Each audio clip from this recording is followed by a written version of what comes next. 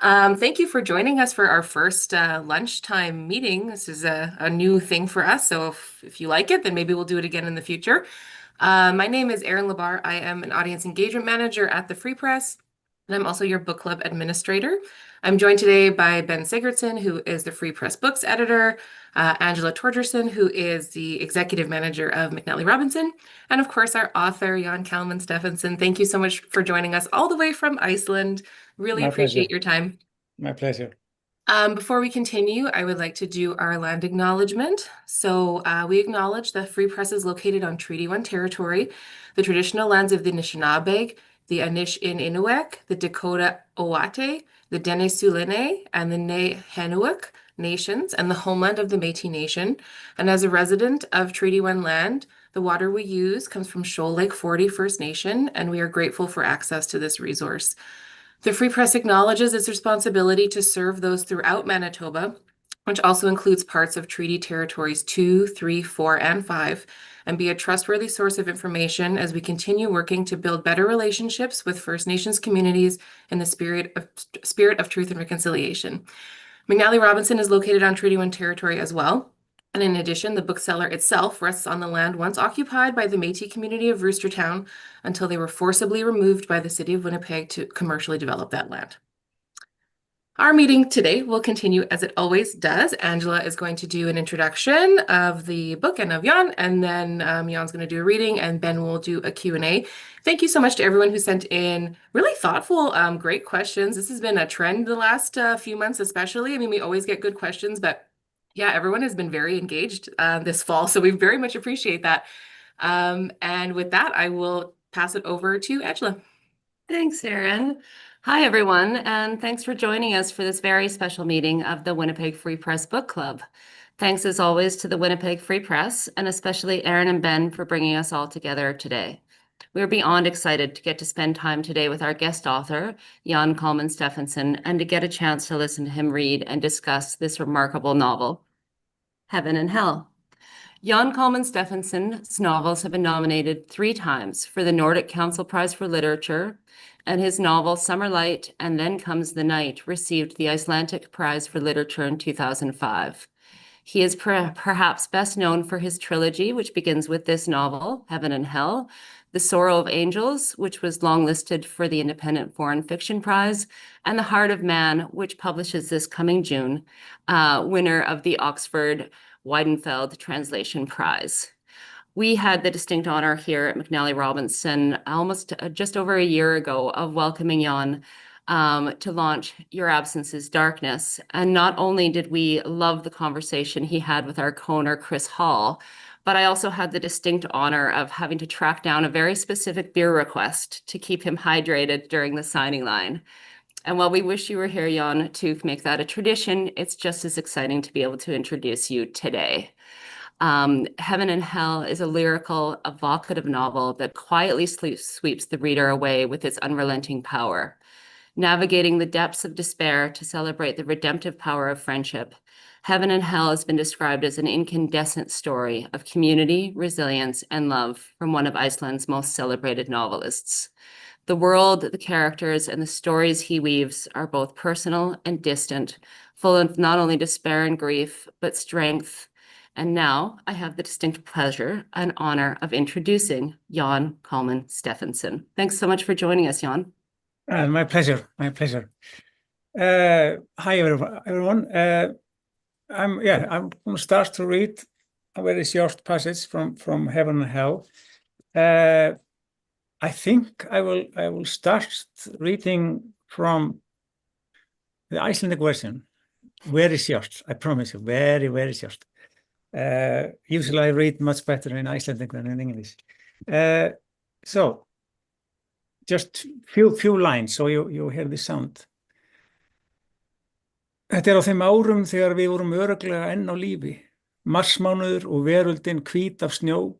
Þó ekki alhvít, hér verður aldrei alhvítt, sama hvernig snjónum kyngi niður. Jafnvel þótt himinn og haf frjósi saman og kuldinn nái langleiðin inn að hjartanu þar sem draumarnir búa. Þá sigrar hvíti liturinn aldrei. Very short. That was in Icelandic, that, You should, of course, all learn Icelandic. It's a very beautiful language. But then again, then you wouldn't have this wonderful translation by Philip Rotten. He is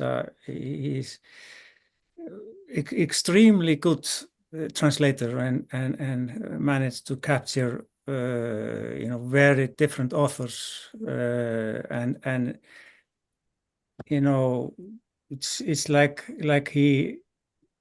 he's an instrument that can play whatever song you put into it, and I'm very happy and grateful to have him.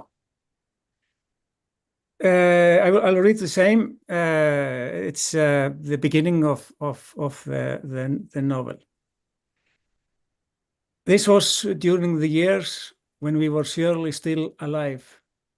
The month of March, and the world white with snow, although not purely white. Here it is never purely white, no matter how much snow falls, even though sky and sea freeze together, and the cold penetrates deep into the heart where the dreams have their home. The color white never wins. The cliff belts on the mountains rip it off as soon it fells, and jut out black as coal into the white world. They jut out black over the boy and Bárður as they walk away from the village, our origin and end, the center of the world. The center of the world is lovable and proud. They walk easily, young legs, fire that burns, but they are also racing against the darkness, which is perhaps fitting, since human life is a constant race against the darkness of the world. The treachery, the cruelty, the cowardice, a race that often seems so hopeless, yet we still run, and as we do, hope lives. Bárður and the boy, however, intend only to overtake the darkness or twilight of the air, beat it to the huts, the fishing huts. They walk sometimes side by side, which is by far the best, because tracks that lie side by side are a sign of solidarity. Then life is not quite so lonely. The path, however, is often no more than a single track that winds like a frozen snake in the snow, and then the boy has to look at the backs of Bárður's shoes, at the skin back he carries on his back, and at the black tangled hair, and the head that sits securely on the broad shoulders. Sometimes they walk across stony beaches, tread risky path on cliff faces. It is worst on the impassable, a cable fastened to the rock face, a sheer mountainside above, a sheer stone wall below, and the surging green sea, a 30-meter fall.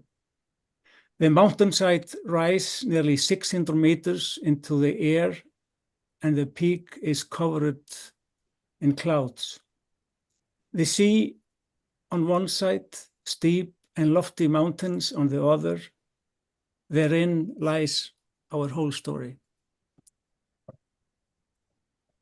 That was great. Thank you so much for doing that. So this is a book it was published earlier this year in English in North America by Biblioasis, but a story that for you goes so far back. I mean, you would have started writing this book probably about 20 years ago, before it was published in Icelandic in 2007, and then in the UK in 2010, and has now been, like I said, republished. And of course, in the interim, you've written and published many different books. What is it like, or what was it like when this book came out in English in early 2025 in North America, to come back to the work and to have to rifle through it, answer questions about it, read it again?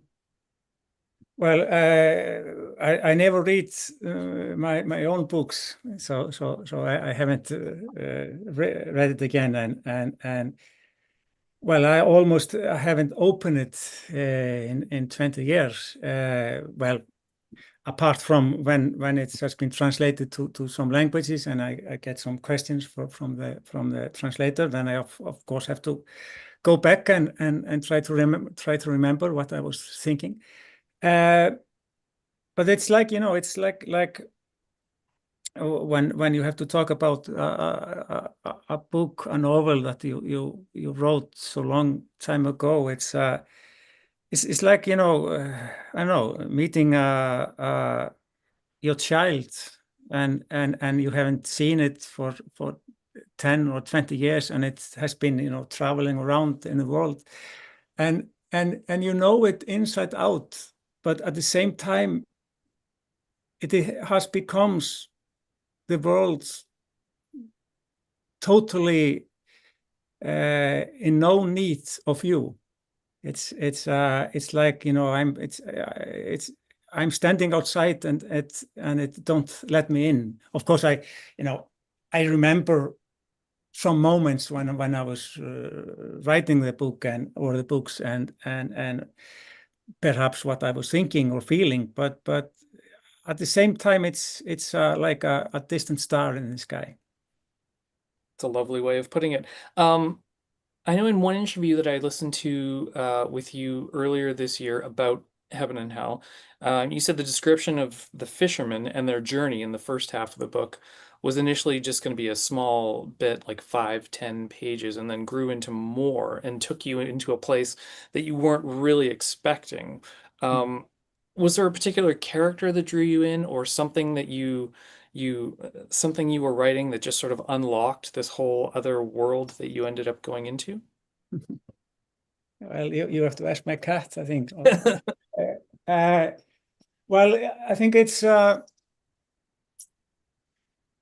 often hard to say, because when I start to write a novel, I usually have some vague ideas what I'm going to do, and like for this books, I knew it would be, so-called historical novels. So I had been reading a lot of things for months, and try to draw up, what kind of book I was going to write. But almost always when I start, all my preparing, it just goes up in smoke, and I'm very happy about that. And I think when my intention, or my well, I wanted to just start the book because it was supposed to be more or less take place in the village, and around a woman who is in the book named Gertrude.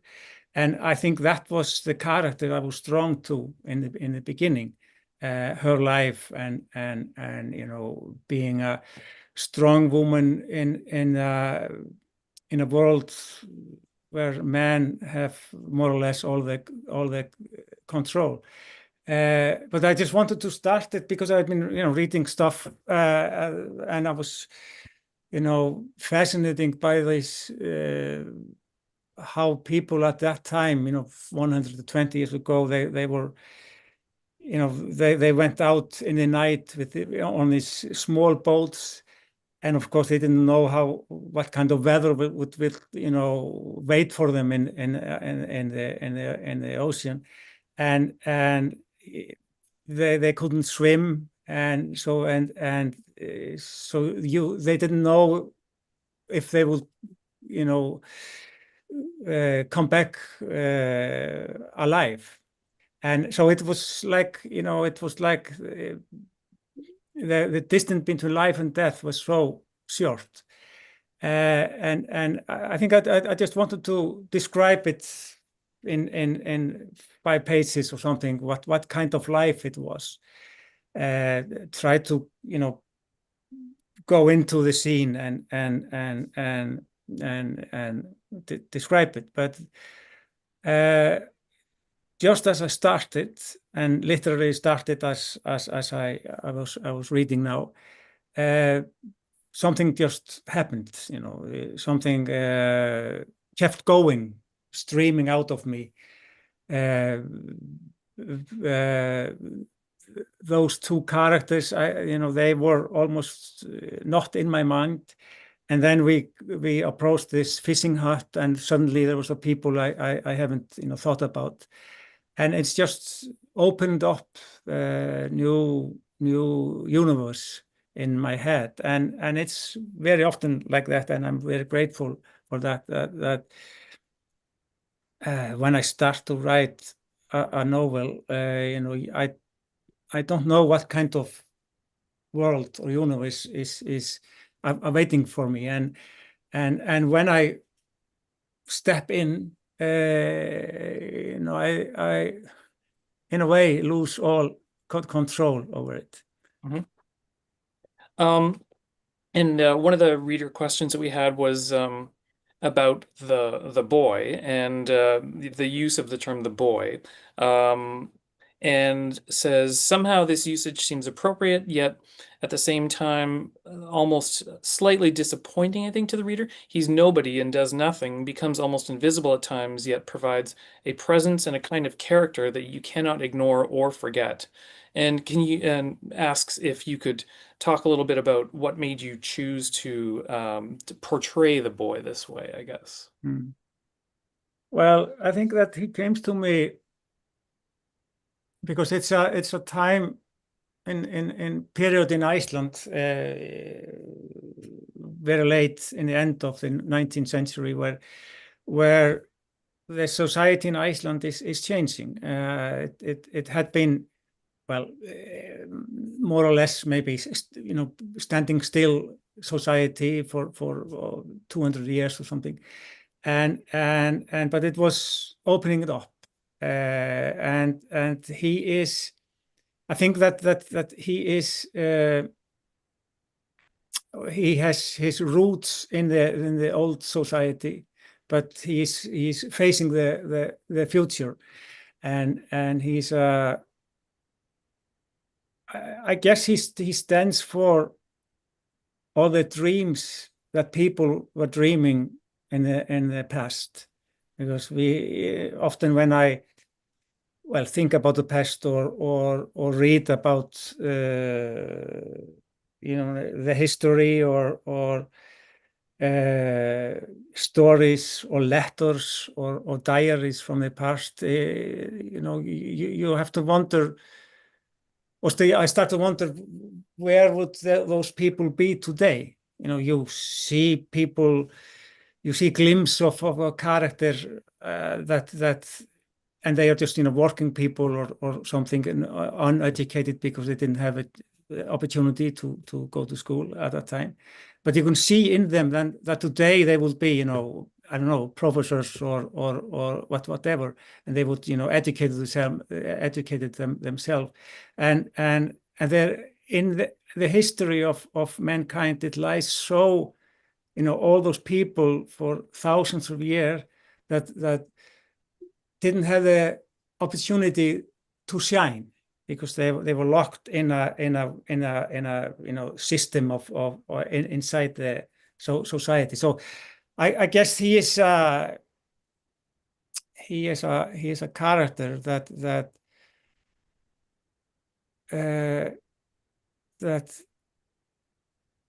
he's a character for the dreams in a way, but he's also, because he's a dreaming kind of person, absent-minded person.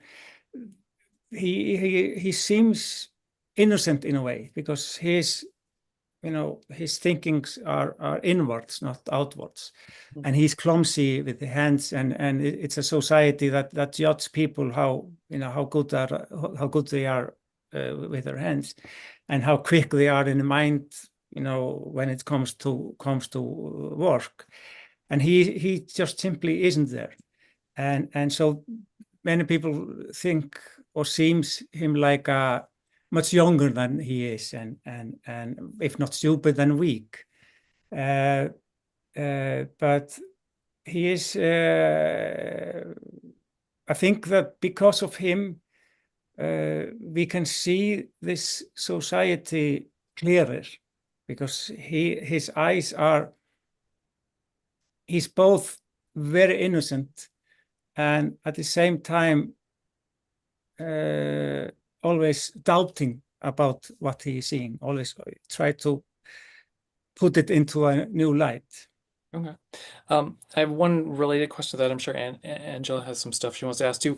I think it relates to it as well, but it comes from another reader question and something that I had thought of as well, which is the narrative voice, the narrator's voice shifting, sort of this collective we, and also the ways in which that narrative voice, is sort of telling the story, in the past as almost like ghosts, sort of in things that have come in the past, and how did then the reader asks, how does the narrative style shape your understanding of community, memory, and the idea that a story can belong to more than one person? Well, it's it's always the first challenge you have to face when you start to read a novel, write a novel. In which way are you going to write it, tell the story? And I wanted to write about distant past, historical novel, but at the same time I didn't want to write a historical novel. I want to write a novel about our time, while I was describing those distant years, and I remember I was trying to come up with try ideas like which is common in historical novels, to have some very old person retell some story or whatever, but it didn't fancy me. But then, as very often in my writing,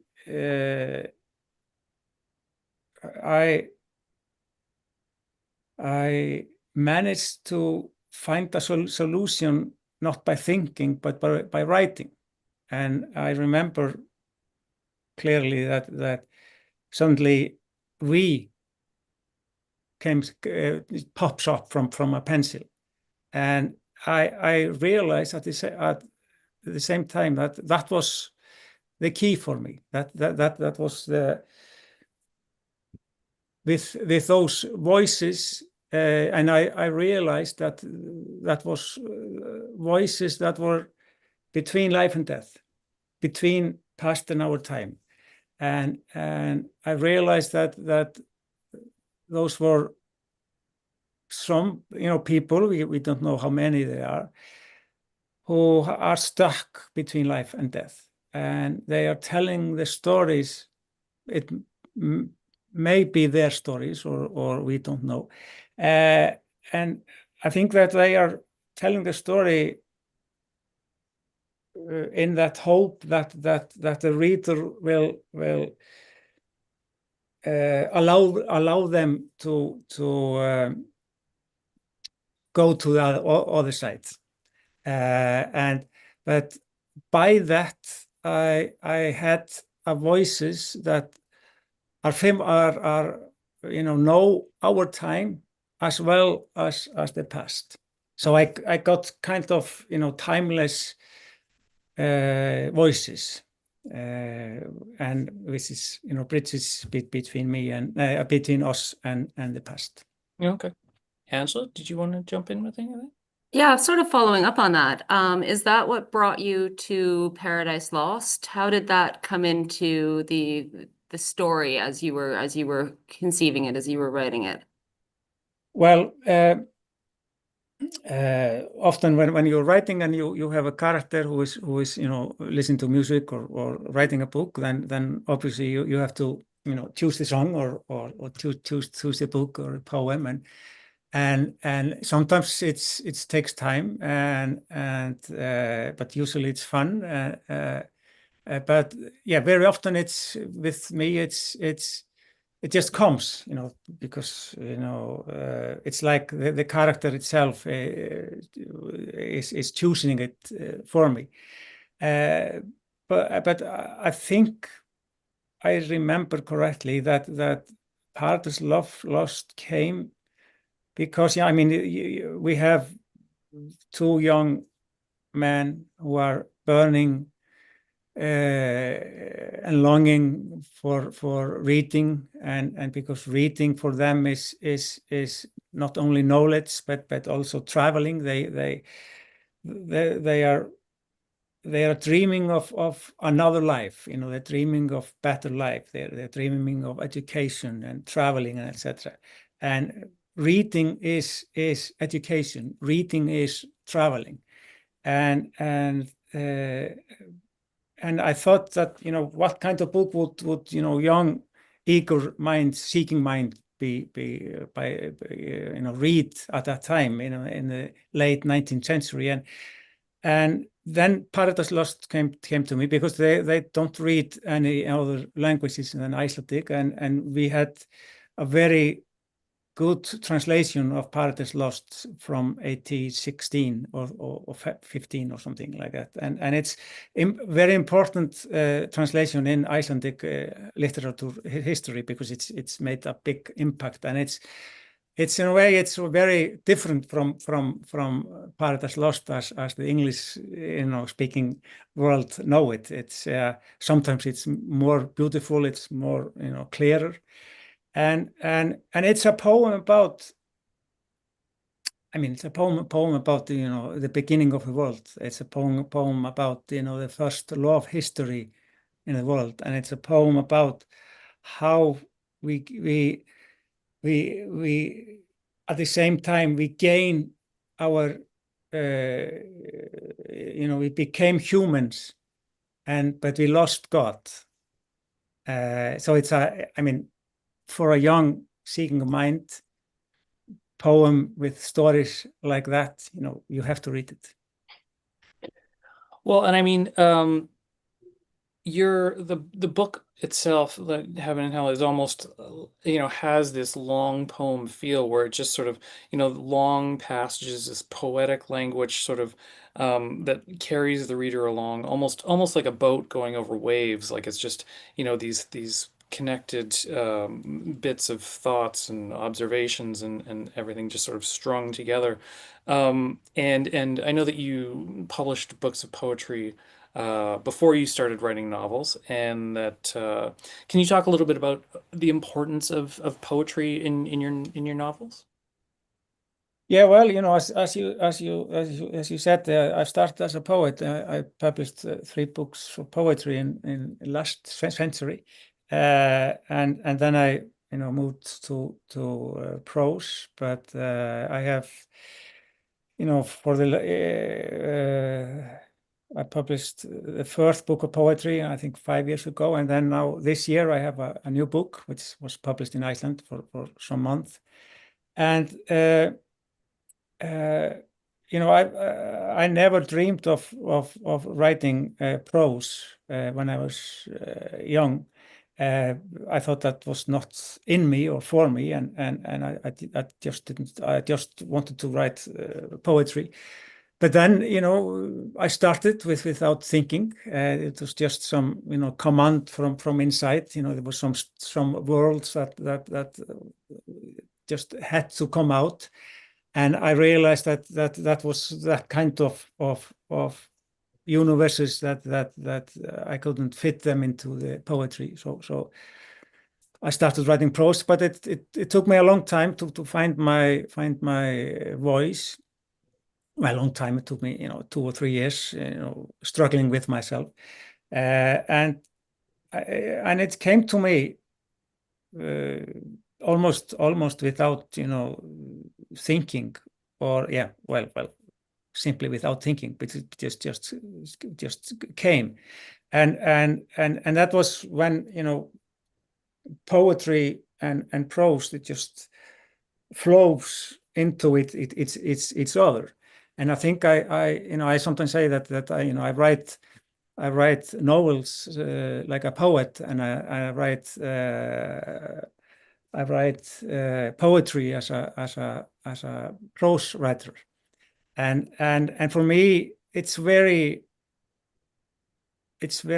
important for me, and you know, there's so much music in poetry, and by using it in prose, you can expand the form, you can expand the novel, and because of the music in the poetry, it can, you know, talk more to your feelings, not to your mind or brain or reason, and we are all about feelings. We are basically just feelings, humans. So therefore, I think poetry is so important. But then again, it's the only way I can write, because that's the way I think. You know, poetry is just my blood. Mm-hmm. Well, and I mean, you know, you talk about writing through feelings. Here, the feelings are death, or grief, sorrow, absence, and then the phrase that keeps coming up throughout. Nothing is sweet to me without thee. In the boy's reaction to having lost Barther, it seemed. It sort of speaks to his mental and his emotional state, and maybe talk a little bit about explorations of death in this book or in your writing. I know that in other interviews you've mentioned it. You know, it's something that you come back to more often than not. Yeah, well, for some reason,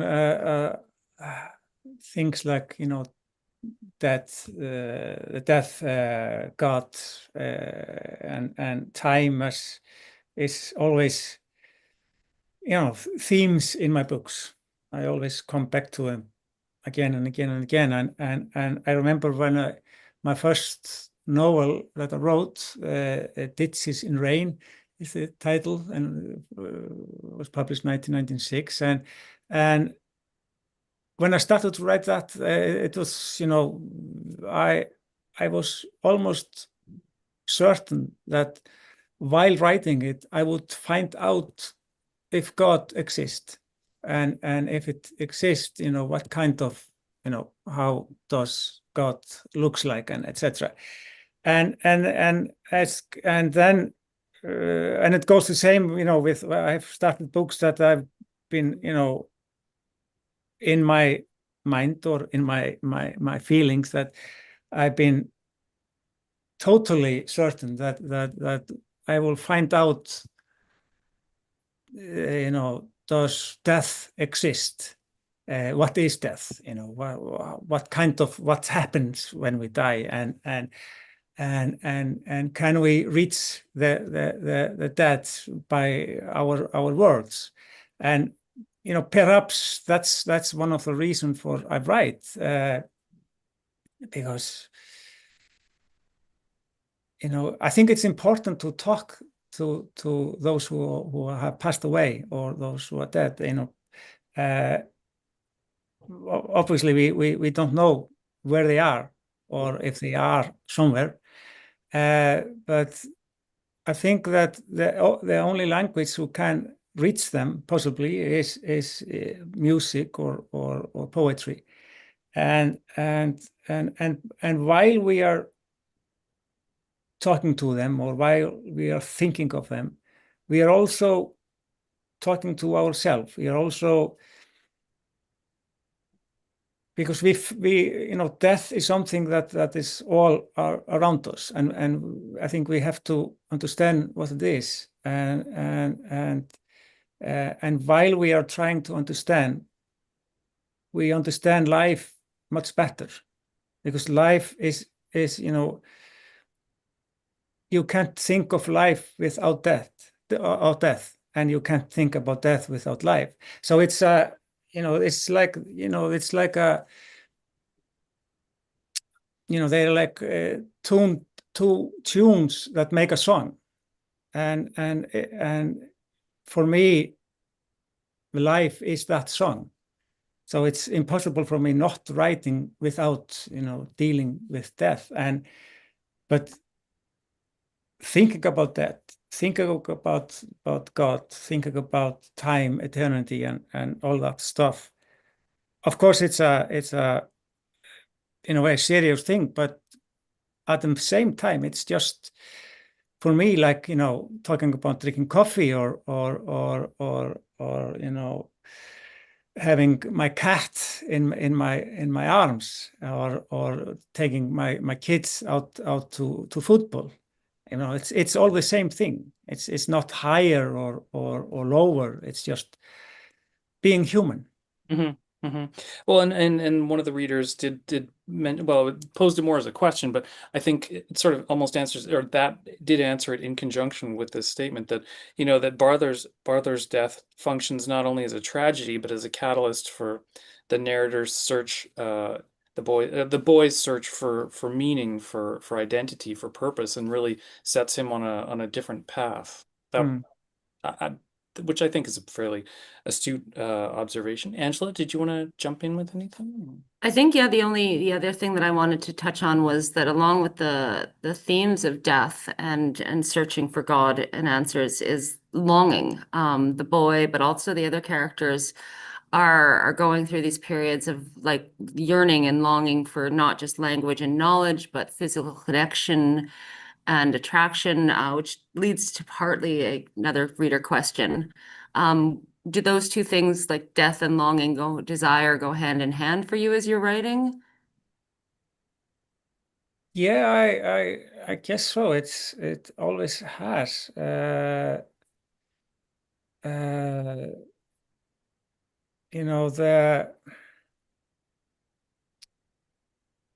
longing and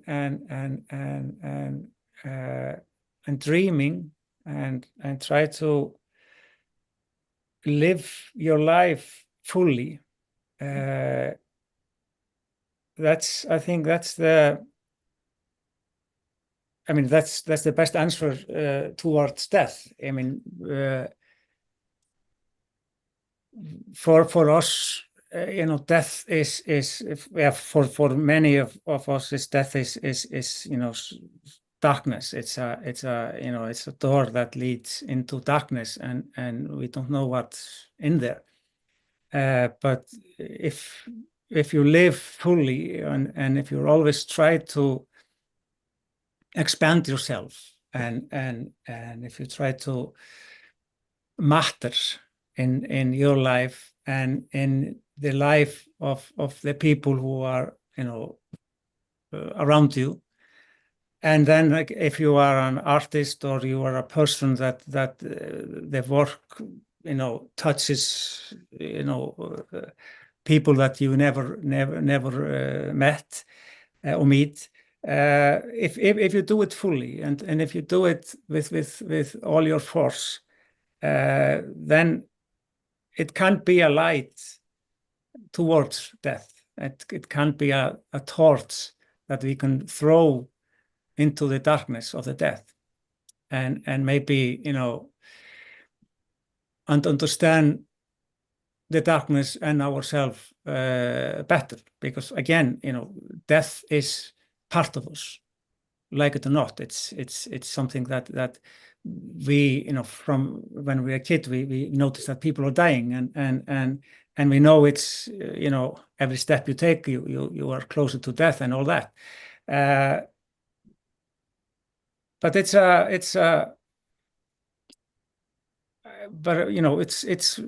without death, cruel as it seems, as it sounds, without death, life wouldn't have a meaning.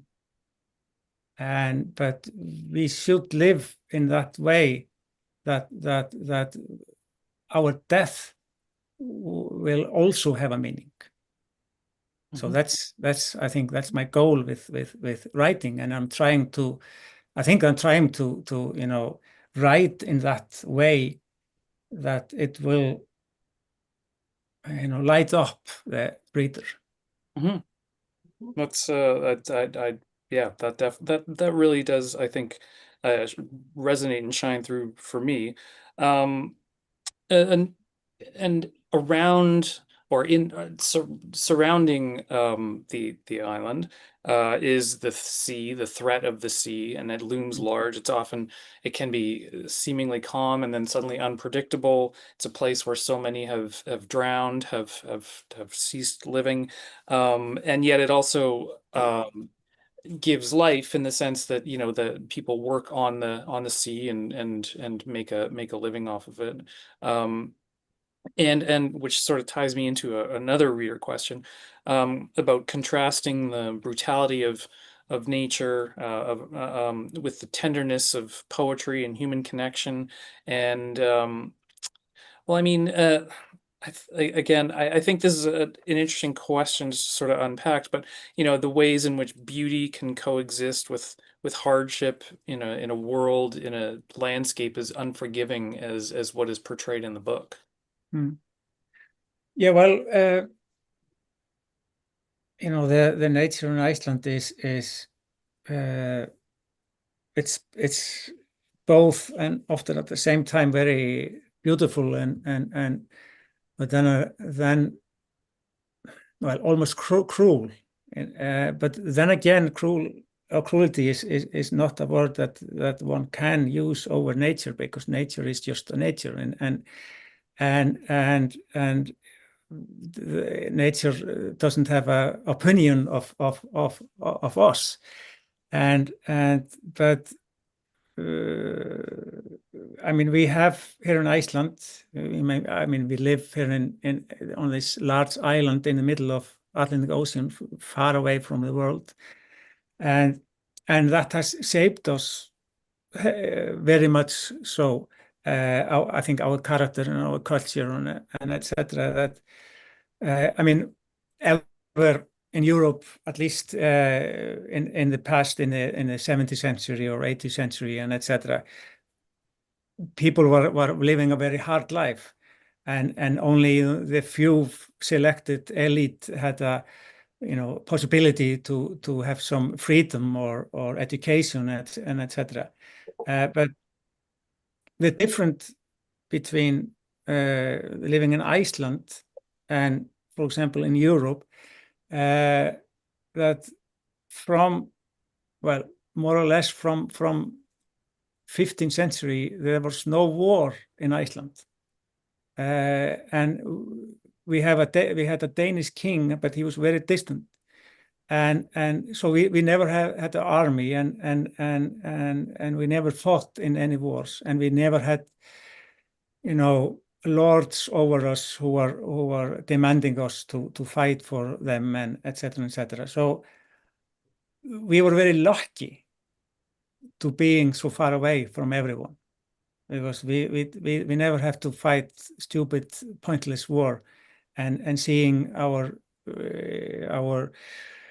sons, dying there, or that soldiers, coming and raping the women and etc. We never, we very seldom had that, but we had the nature, and that was our war all the time with the nature, both the sea and also the weathers, and of course the darkness in the wintertime. And I think that because we were so few, and we didn't have any cities or villages, or there was just farmers scattered around, and houses that had maybe 5 to 50 people, and we had no theaters and no nothing.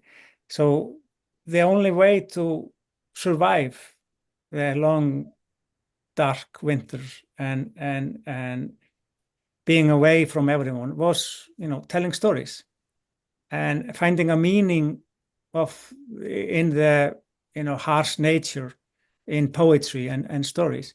And I think that's shaped us as nations. Mm-hmm. I know we're almost out of time. I just wanted to mention that your new book, new relative to the first book. It's not new, I know, for you at all. The Sorrow of Angels just came out earlier this month in North America from Biblioasis, and then, as Angela mentioned, the Heart of Man is coming in June. Without any big spoilers, what can people who read Heaven and Hell, and what can they look forward to in this next book? Nothing. Okay. Well, that's it for today, folks. It's I know it's when I started to write Heaven and Hell, I didn't know that I was going to write a trilogy, and I was in the middle of Heaven and Hell when I realized that I have worlds and materials and stories that was too much for one book, and then I wrote the next one and Sorrow of Angels, and I thought that would be it. It's just 2 books. But when I was in the middle of the Sorrow of Angels, I realized that I needed 1 book more. It's Heaven and Hell. One of the main characters is sea, the ocean. In the Sorrow of Angels, one of the main characters is snow. And in the Heart of Man, one of the main characters is the heart of man. So I don't know if that tells you something, but No, there's a lot of snow in that book. Okay, well, it's probably a good time to dig into it, because I think we're just set to get our first snow in the coming days. And I selfishly, for the book section, we do have a little feature called On the Night Table. Talk about what you're reading, your thoughts on it, and or what it's about. Do you have anything on the go right now, Jon? Yeah, I'm always writing something. It's the only thing that I can do. I breathe through writing, and so as I said, I have recently published a book of poetry, and then I'm working at a new novel. No, okay. Sorry, I meant what anything you've got reading that you're reading right now. Yeah, reading. Anyway, Yeah. but that's good. I was going to ask you about that as well. Well, there are so many books that I have read. I have some usually I have at least 10 books ongoing, yesterday I was reading Bertolt Brecht poems. He's a great poet, and some Icelandic non-fiction book, and then a book about the life of Christ, and also Rig Veda, with a fantastic text from India, which is 500 years older than the Bible. So I'm everywhere. Okay. That I won't. That's fantastic. Thank you so much for that, and for indulging me. Yeah, just one thing, because you were saying that it's maybe starting snowing in Canada. Well, Canada is big, so it's snowing somewhere, I guess. But I think that I'm told that this book, Sorrow of Angel, if you open it, it's so much snow into it in the book that it starts snow around you. Okay, well, we're like honestly 2.5-3 weeks overdue for snow. So maybe if enough people pick up the book, it'll cause a little bit of a downfall just in time. I think so. Well, thank you again so much. I really appreciate it. And Erin, it looks like you're going to jump in. Yes, I am. Yes, thank you all so much for that wonderful discussion, Jon. So much context, and loved everything that you had to say about the book. So thank you for your time. I just want to mention quickly that our next book is Wildlife by Amanda. Is it Leduc or Leduce? Do we know Leduc? We will be meeting for this in January. We do not have a meeting in December, so this was our last conversation of 2025. I just wanted to extend, on behalf of Book Club and McNally Robinson, a huge thank you to everyone who has been participating, who has been watching, who has been sending in questions, who has kind of gone on this road with us. We don't always pick the most on the nose books, or kind of we kind of like to go off on our own path sometimes, and you guys always go with us and are very enthusiastic about it. So we do appreciate that. And we're looking forward to another great year in 2026. So thank you all. Have a great holiday season. Thank you to Angela and Ben and Jan, of course, for your time. And we will see you all in January. Bye, everybody.